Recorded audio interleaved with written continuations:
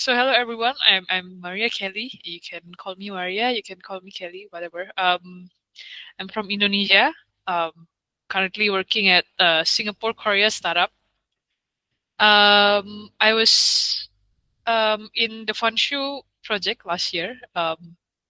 You might wanna ask him since um, this topic is about how to write a winning GSoC proposal. Maybe you wanna ask him why did he accept my proposal? But um, I'm also this year's mentor, so I feel like I have some criteria. Um, some people have been asking about me how to stand out, but I think you cannot stand out in proposal alone.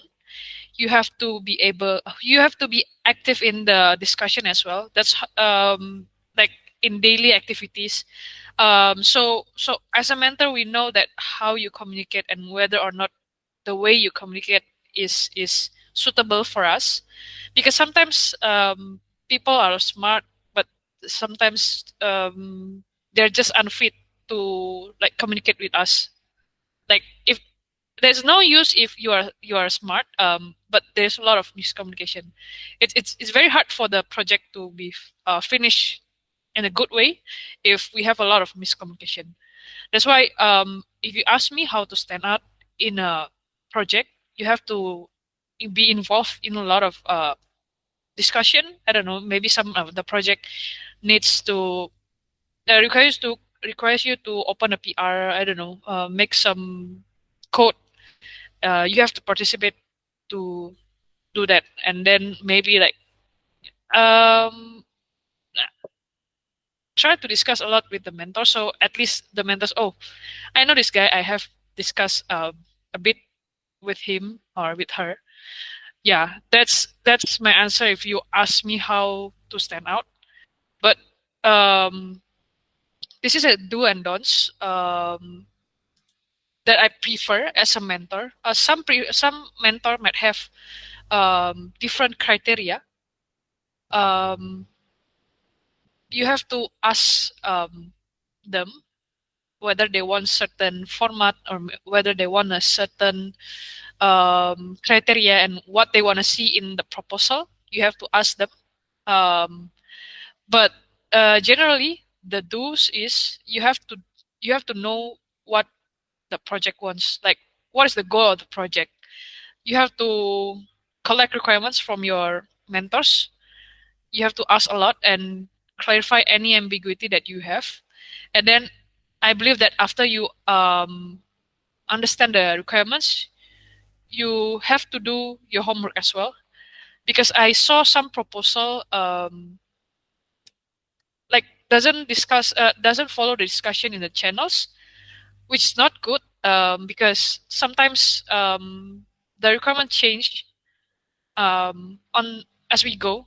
Like in my project, the requirements were a bit basic, but since there's a lot of like smart people in the project, we decided to leverage the POC quite a bit, and that's what you need to know. Um, you have to follow the discussion, and for the third one, you have to make the proposal as clear as possible. For me, I like a proposal that have a flow, like there's a storytelling. So like I'm not confused when I read the proposal.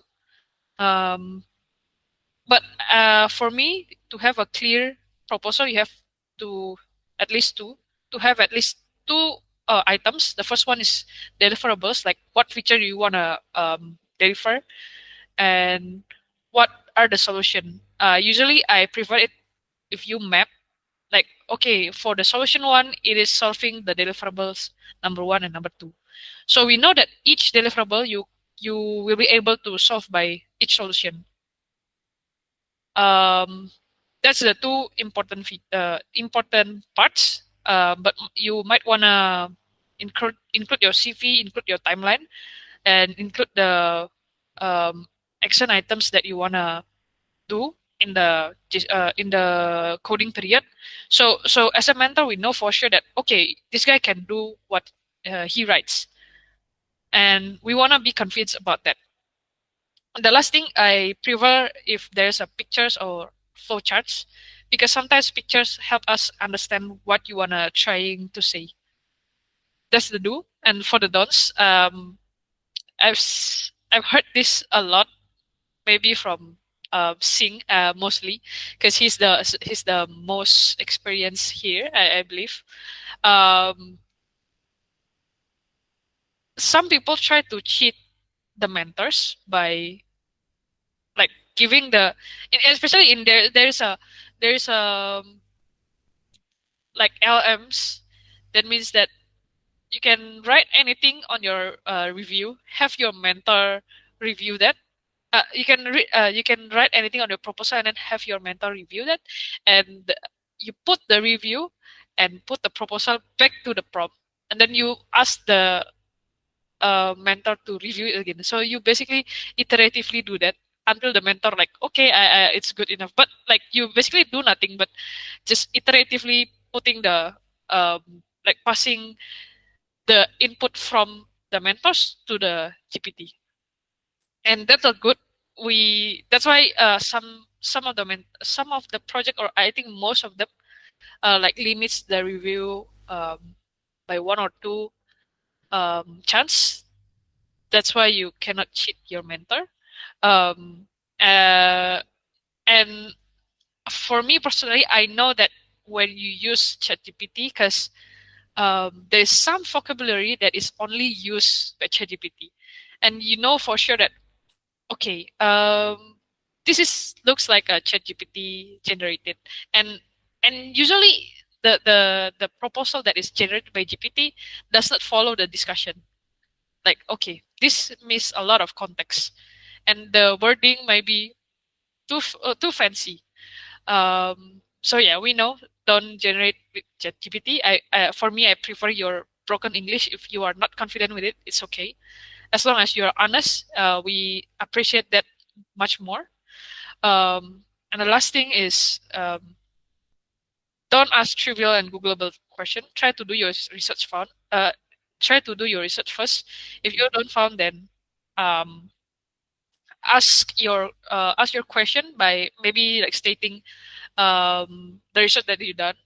Maybe you want to ask, hey Devanshu, how do we I don't know, maybe add this button. I tried to search it on the Google, but I only found maybe, I don't know, like drop down option. Can you help me to find the buttons or some kind of thing? So we know that you are trying to search yourself, and that's why it's like we are more willing to give you a hand instead of like just asking without putting the effort first.